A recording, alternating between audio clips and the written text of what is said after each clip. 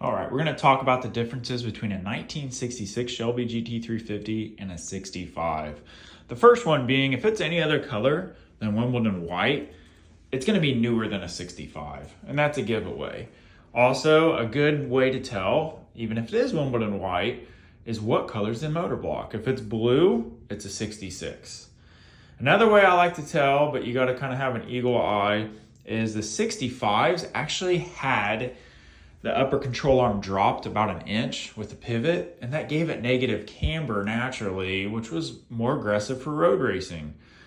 The 66 did not have that, but you can tell on some of them.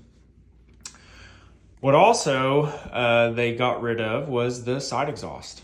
It's kind of softening this car, as you can see in this theme.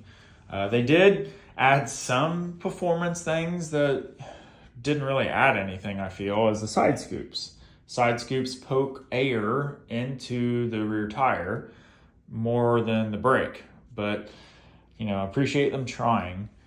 The 65 also had override bars on their rear, and I could see that this being a very big pain trying to put these in, and they were probably costly. And as successful as the 65 was, I'm sure that let's make some money. So they put underride bars on them. Again, continuing to soften this car up. They added a rear seat.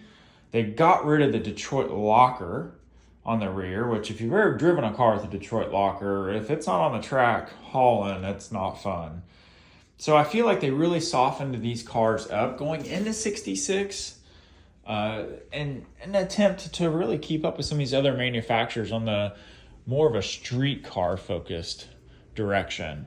And we all know, of Eleanor and the 68s, but they are bigger cars, even though Eleanor has little to no real homage to a Shelby. They are gorgeous, but I really love 65 and 66s.